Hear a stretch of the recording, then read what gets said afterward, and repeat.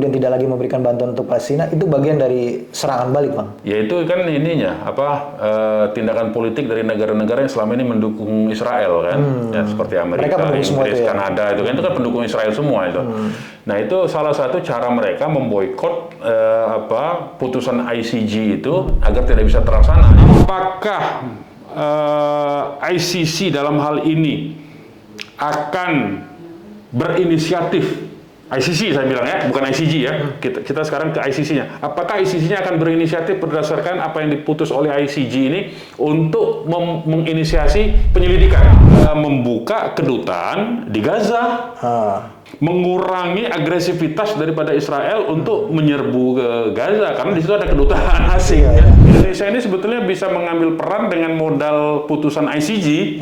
Mengambil peran melobi Mesir dan Yordan untuk membuka koridor kemanusiaan.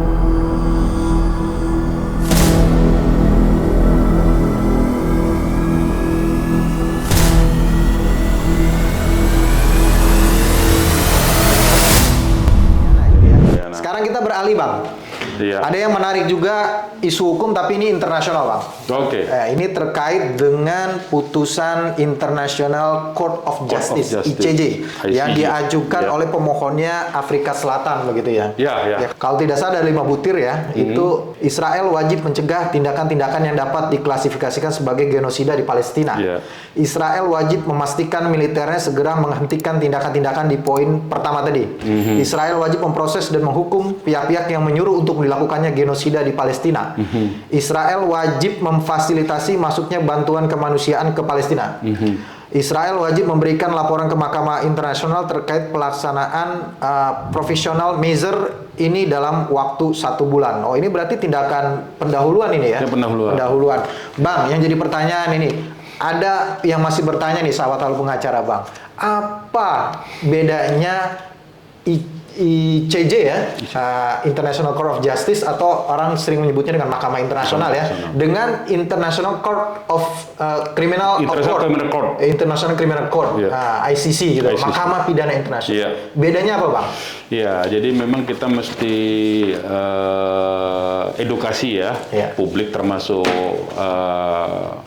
orang-orang hukum di Indonesia, bahwa di dalam sistem hukum internasional itu ada 2 bahkan 3 sebetulnya lembaga peradilan itu ya. Ada apa aja, Bang? Yang eksis itu. Yang satu ICJ ya, yang sudah dikenal lama. Itu yang dibentuk dengan piagam PBB bukan? Iya, ICJ ini International Court of Justice ya. Maka terjemahannya itu yang biasa digunakan adalah Mahkamah Internasional. Sering digunakan itu. Nah, yang kedua itu baru dibentuk tahun 98 sejak ditandatanganinya Statuta Roma, yaitu ICC, International Criminal Court, Criminal Court ya. Ini pengadilan Mahkamah Pidana Internasional. Jadi kalau yang ini Mahkamah Internasional, ini Mahkamah Pidana Internasional ICC. Ini ICJ. Nah, yang ketiga itu pengadilan untuk perdagangan, yaitu WTO. WTO ya. Itu merangkap pengadilan WTO itu sebetulnya, walaupun dia World Trade Organization, tapi sengketa dagang antar negara. Ya. Nah, Indonesia pernah beberapa kali menggunakan ICJ dalam kasus apa, Bang? Kepulauan Spratly kalau nggak salah. Waktu kita sengketa dengan Malaysia, yang akhirnya kita kalah. Sepadan Ligitan kalau nggak salah ya. Ya, Sepadan Ligitan. Jadi itu tahun 90 sampai tahun 2000-an awal lah gitu ya. Nah, kita kalah itu waktu itu karena kita mengklaim bahwa itu pulau punya kita, Sepadan Ligitan, sementara Malaysia mengklaim itu punya dia.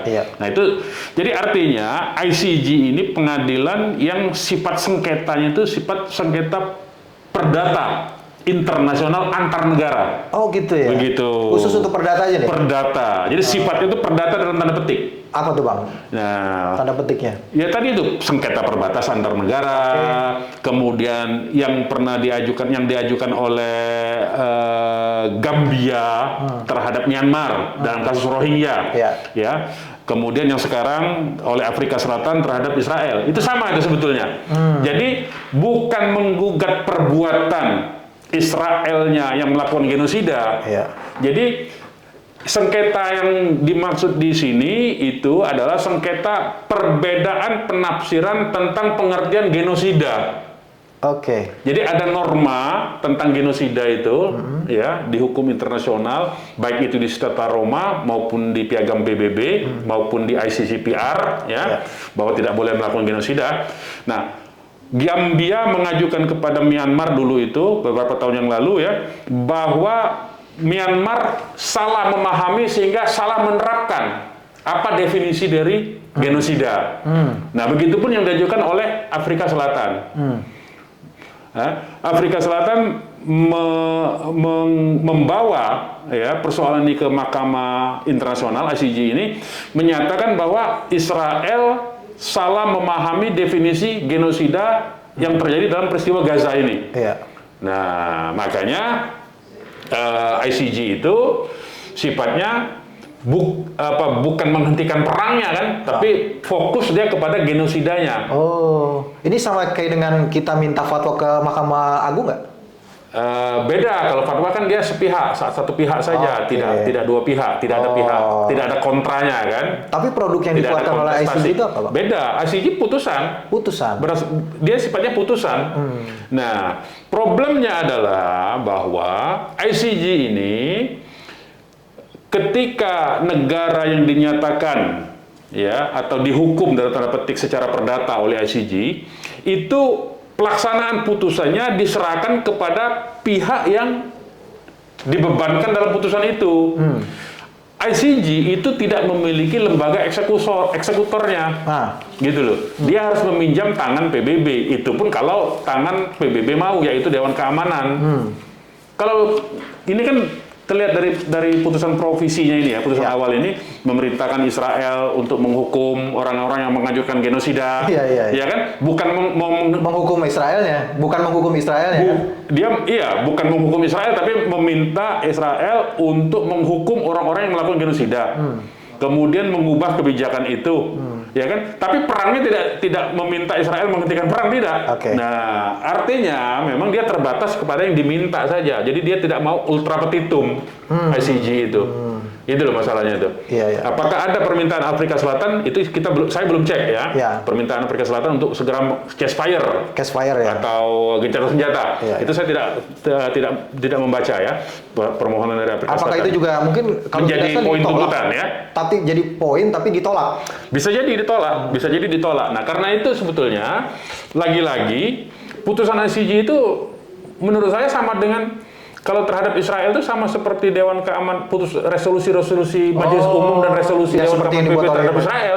Israel ini kan kalau kita hitung ada ratusan resolusi PBB dan Dewan Keamanan yang sudah diabaikan, dan dilanggar tentu saja. Nah, apalagi hanya putusan ICJ yang hanya badan hukum semata dari satu sistem hukum internasional yang dibentuk berdasarkan piagam PBB. Nah, inilah kesulitan dari problem hukum, ya, konsekuensi hukum yang akan dialami oleh kita, negara-negara yang menginginkan penghentian perang sekaligus kemerdekaan Palestina, ya.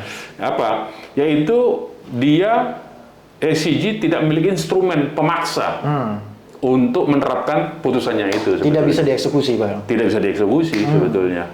Dia sama, permintaannya itu sama dengan resolusi, cuma kan ini kan putusan hukum masalahnya. Iya. Walaupun dia konkret kepada pihak, hanya berlaku kepada pihak yang diputus. Sementara kalau resolusi berlaku umum kan, semua negara. Ini berlaku kepada para pihak yang ini berlaku pada para pihak yang berperkara dan pihak yang mengintervensi ikut terlibat dalam perkara itu. Itu aja sebetulnya. Kewajibannya tadi dua pihak itu. Berarti para pihaknya ini negara dengan negara dong, ya? Negara dengan, nah itu tadi para pihak di ICJ itu adalah state actor, ya. Sementara kalau di ICC itu adalah institusi hukum ICC-nya, yaitu jaksa dan hakim, melawan individu-individu yang melakukan kejahatan. Hanya 4 kejahatan yang di ICC yang bisa diproses itu, yaitu crime against humanity, kejahatan kemanusiaan. Yang kedua itu adalah war crime, kejahatan perang. Yang ketiga itu aggression, agresi terhadap negara lain. Yang keempat itu genosida. Hanya jenis 4 itu. Nah, yang mesti kita pikirkan, ya, apakah ICC dalam hal ini akan berinisiatif, ICC saya bilang ya, bukan ICG ya. Kita sekarang ke ICC-nya. Apakah ICC-nya akan berinisiatif berdasarkan apa yang diputus oleh ICG ini untuk menginisiasi penyelidikan? Nah, itu. Ini informasi yang terupdate nih Bang ya. Iya. Perkara terkait dengan ICC udah ada putusan. Sudah ada laporan. Sudah ada laporan, sudah ada putusan pre-trialnya. Pre-trial. Ya sudah disetujui oleh ICC dan kemudian sekarang sudah masuk tahap ini Bang. Tahap penyelidikan oleh jaksa internasional. Iya. Nah, maksudnya itu apakah ini mungkin yang diajukan oleh Afrika Selatan gitu ya? Kenapa tidak mengajukan ke ICC? Apakah memang ini sebagai bagian dari upaya lain gitu ya untuk mendukung proses yang sedang dilakukan oleh jaksa, Bang? Begini, problem di ICC itu ada satu problem lagi. Jadi pihak yang bisa diikutkan atau dalam konteks apa namanya itu ya, legal standingnya di dalam ICC itu adalah pihak yang ikut menandatangani Statuta Roma. Setahu saya Israel maupun Amerika itu tidak menandatangani Statuta Roma. Benar. Jadi akan kesulitan juga itu. Betul. Apakah bisa dimungkinkan dengan kewenangan Dewan Keamanan PBB Bang untuk bisa membawa, misalkan ada dibentuk ad hoc gitu kan? Karena kalau nggak salah, kalau ad hoc udah nggak bisa karena sejak Statuta Roma ditandatangani sudah tidak ada lagi ad hoc. Semua kejahatan perang, kejahatan genosida, kejahatan agresi dan kejahatan kemanusiaan itu diadili berdasarkan Statuta Roma. Berarti cuma hanya Rwanda, Nuremberg, sama satu lagi Yugoslavia yang hanya ada dengan ad hoc itu ya? Iya, pokoknya kejahatan-kejahatan 4 ini yang terjadi sebelum Statuta Roma tahun 98 ditandatangani. Jadi peristiwa kejahatan yang 4 tadi setelah pasca 98 itu harus diadili melalui ICC. Apakah karena memang lokasinya terjadinya di mana, di Palestina Bang? Karena kan Palestina sudah meratifikasi Bang. Apanya yang ICC? Palestina sudah meratifikasi ICC. Cuma kan problemnya di tingkat internasional, Palestina belum berposisi sebagai negara power itu state actor secara penuh kan. Dia hanya negara peserta peninjau aja di PBB kan. Nah itu problem juga sebetulnya dari segi legal standingnya. Itu kendala-kendala yang dihadapi. Kendala-kendalanya. Jadi sebetulnya kalau Palestinanya negara yang sudah berdaulat sepenuhnya, dia bisa mengajukan itu. Nah sebetulnya ada peluang juga yang disebut oleh Harry tadi itu soal ad hoc ya. Nah, ajukan juga kejahatan-kejahatan yang dilakukan oleh oknum-oknum individu-individu Israel itu sebelum 98. Yang sebelum 98 kan penjajahan atau okupasi atau kolonialisasi terhadap Palestina itu sejak tahun 45. Ya kan? Sejak 48 resminya kan, sejak Israel merdeka itu kan, itu mengambil alih wilayah itu kan. Nah, sebetulnya bisa diajukan peristiwa-peristiwa itu, peristiwa Nakbah, peristiwa Sabra Satila sebetulnya. Cuma orangnya masih ada nggak? Pelaku-pelakunya. Kalau orangnya masih ada bisa ditangkap itu. Bisa diajukan itu. Kalau tidak ada hapus dong, Bang. Kalau tidak ada kan sebagaimana hukum yang berlaku universal kan hapus pidananya. Hapus pidana, Itu. Ya, jadi terkait dengan putusan tadi, Bang, putusan ICJ ini, Bang. Tindak lanjut apa sebenarnya yang bisa dilakukan, Bang? Selain tadi Abang bilang ini mungkin bisa dijadikan rujukan bagi jaksa di ICC misalkan gitu ya. Ada bisa upaya lagi nggak? Karena ini kan juga katanya masih putusan profesional ya, professional measure ya, artinya tindakan pendahulu belum final decision ya gitu. Apa yang bisa dilakukan, Bang? Ya saya kira negara-negara yang selama ini menyuarakan pembelaan terhadap Palestina ini bisa berperan aktif dengan putusan provisi ini ya untuk mendesak Majelis Umum PBB untuk segera menerima pengakuan kemerdekaan Palestina secara penuh itu satu. Yang kemudian yang kedua itu negara-negara yang ada ini mestinya juga kalau menurut saya aksi politiknya ya, karena kan kalau antar negara sudah aksi politik itu, political action bukan lagi legal action itu. Sebetulnya bisa dengan misalnya membuka kedutaan di Gaza. Jadi nggak ada masalah. Ini kan soal pembelaan. Jadi dengan adanya kedutaan-kedutaan negara asing di situ kan akan berdampak kepada dalam pengertian mengurangi agresivitas daripada Israel untuk menyerbu ke Gaza karena di situ ada kedutaan asing kan. Nah, saya kira taktik-taktik politik seperti itu yang mesti dipikirkan oleh negara-negara ini, termasuk Indonesia sebetulnya. Indonesia ini sebetulnya bisa mengambil peran dengan modal putusan ICJ, mengambil peran melobi Mesir dan Jordan untuk membuka koridor kemanusiaan. Iya betul. Sebetulnya itu, karena ini kan di putusan ini kan ada untuk membuka koridor kemanusiaan kan? Bantuan kemanusiaan. Nah, Indonesia yang sudah berkomitmen sejak awal itu Menlunya harus aktif melobi pemerintah Mesir, melobi pemerintah Jordan karena dua jalur itu, yang satu dari masuk ke tepi barat yaitu dari Jordan, yang satu masuk melalui Mesir ke Gaza. Untuk dua-duanya menyampaikan bantuan kemanusiaan. Saya kira tindakan-tindakan seperti itu yang perlu dilakukan, termasuk negara lain juga, Malaysia misalnya ya. Kemudian ini negara-negara Timur Tengah lainnya, negara-negara Muslim. Spanyol misalnya, Spanyol sudah berteriak keras loh. Spanyol sudah langkahnya lebih maju daripada negara-negara yang pemimpinnya Muslim loh. Nah ini menurut saya menjadi kritik kita internal juga. Pemimpin Muslim ini apakah kepeduliannya itu hanya lip service saja, atau memang mau benar-benar membantu? Kalau mau benar-benar membantu sebetulnya rame-rame, misalnya Oki mendesak Mesir untuk membuka perbatasannya. Mendesak kan. Mesir sama Jordan juga anggota OKI, mestinya didesak untuk dibuka itu. Bang, ini kan kalau setiap digugat, nggak mungkin nggak ada reaksi dari Israel gitu ya kan? Digugat nih di ICJ oleh Afrika Selatan dan negara-negara yang ikut gitu ya. Apakah dengan kemudian negara-negara Barat kemudian memutus bantuan melalui UN RWA kalau nggak salah gitu ya, kemudian tidak lagi memberikan bantuan untuk Palestina, itu bagian dari serangan balik, Bang? Ya itu kan ininya, tindakan politik dari negara-negara yang selama ini mendukung Israel kan, ya, seperti Amerika, Inggris, Kanada, itu kan pendukung Israel semua itu. Nah itu salah satu cara mereka memboikot putusan ICJ itu agar tidak bisa terlaksana. Jadi memang cara-cara yang dilakukan oleh negara-negara pendukung Israel itu memang menurut saya melebihi cara-cara teroris yang mereka kampanyekan dan mereka tuduhkan kepada pihak lain. Ya, jadi mereka tidak peduli dengan dengan nasib anak-anak dan perempuan yang ada di Palestina. Ya, mereka lebih peduli dengan nasib Israel, begitu. Nah. Itu menurut saya fakta yang luar biasa terbuka ya, bagaimana karakter dari pemimpin-pemimpin Inggris, Amerika, Kanada ya, dan negara-negara lain yang mendukung Israel ini yang secara terang Prancis ya. Nah, saya kira ini yang menjadi perhatian, keprihatinan lah ya bagi kita semua. Tapi ya karena ini politik, tidak ada yang bisa dilakukan, tergantung dari political will-nya sebetulnya, paling-paling tergantung kalau orang beriman tergantung dari ketakwaan dan keimanannya sebetulnya.